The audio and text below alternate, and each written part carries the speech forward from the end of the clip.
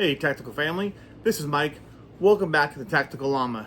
Today we're going to tell you about the 5 firearms every person should own. Stay tuned, we'll be right back.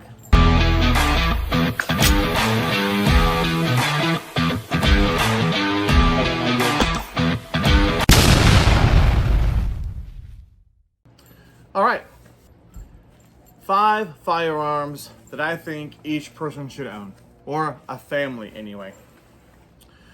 And it's not any particular brand or manufacturer. It's just getting these firearms, dog in the picture, because each of these firearms has their different purposes. What we're going to do is we're going to start out with the most basic one that everyone should have, and we'll kind of move our way up. Before we do though, I want to thank everybody who has subscribed to the channel. You've almost got us to 3,000 subscribers, and you guys are just killing it. I can't thank you enough. Those of you who are stopping by for the first time, go ahead and hit that like button, hit that subscribe button. Bugs out here. Hit that notification bell so you know when the videos are coming up. Also, if you just want to support the channel, check us out on Patreon. Also, super thanks or things like that. Also, the Tactical Llama is going to be launching a online store for laser engraved Second Amendment, patriotic, law enforcement, first responder type items. So laser engraved tumblers and keychains and pens and things like that. Be on the lookout for that. It's going to be the tacticalllama.com as soon as we get that store up. Stay tuned for that. Let's talk about the first thing I think most families should have, or if you're an individual, right, is a pistol. It's up to you what kind you want. At minimum, I would recommend a 9mm.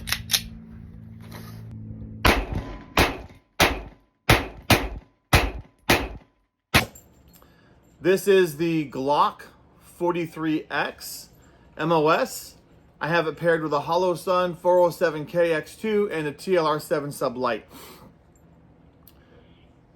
I would recommend setting it up for your home defense and your EDC with these accessories. Again, your discretion how you want to do it, because the 9mm is effective.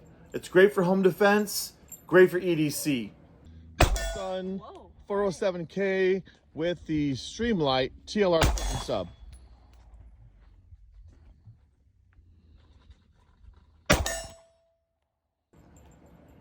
It's got good stopping power. If you choose to use something else, a 40, 45, it's up to you. But at minimum, make sure you own a pistol as an EDC if you choose to carry. But at least make sure you get a pistol for home defense. The next firearm I think every family should own is a shotgun.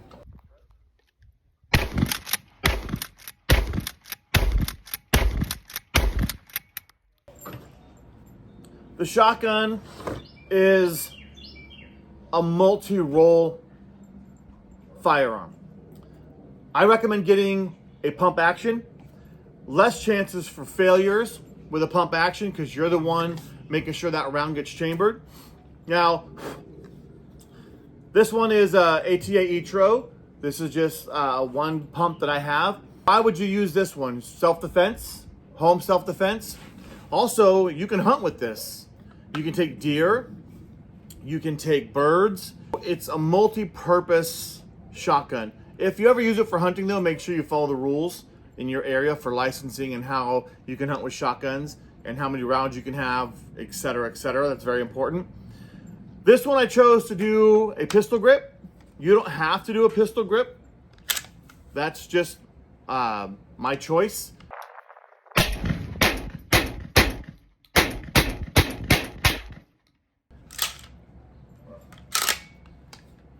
But a pump action, everyone, make sure your family has a pump action shotgun. I think this is very, very important.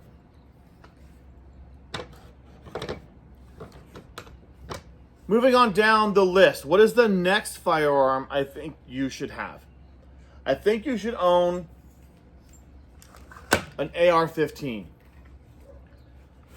This is an AR-15 pistol, but still built off the AR-15 platform. This is actually a 300 blackout, but I just wanted to show you, I do have AR-15s. I have 2 of them in 5.56. But this one is just an example of the AR-15 platform. It's versatile. It's great for home self-defense when you need a little extra firepower.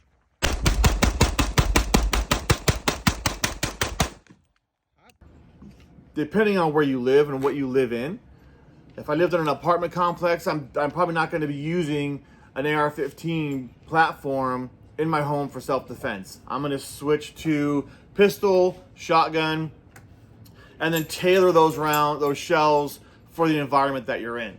Because double-aught buck is definitely going to come through screaming through sheetrock. So it's very important that you tailor that. The AR-15 platform comes in so many different flavors. Again, this is 300 blackout. This is the pistol, but I do have AR-15s.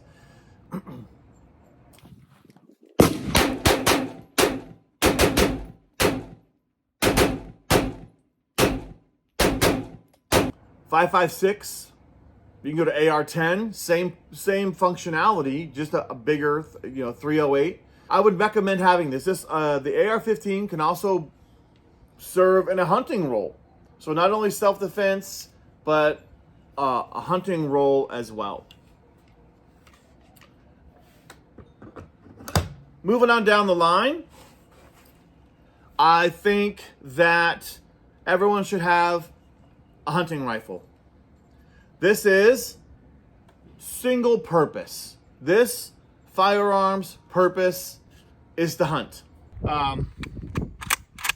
Here we go. Here's our first one. Let's see if the FUD gun does better than the tactical rifles.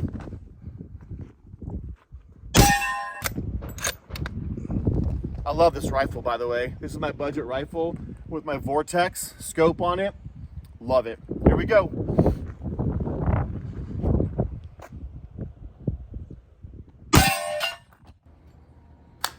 This one is a Savage Access.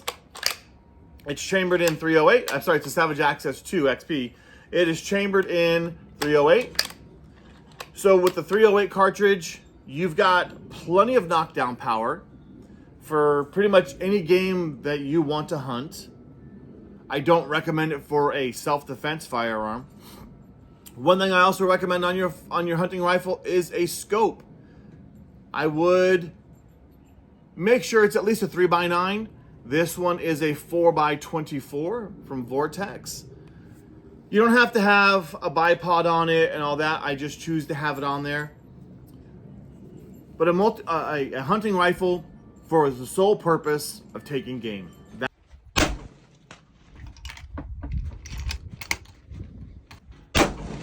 That's what it's for. That's why I think this is a good rifle.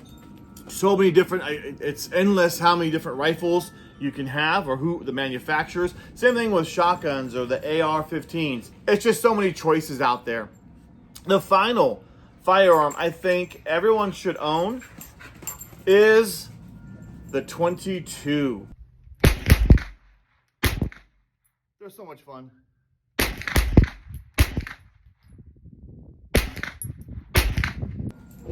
This is a Rossi 22. Again, so many different ones out there.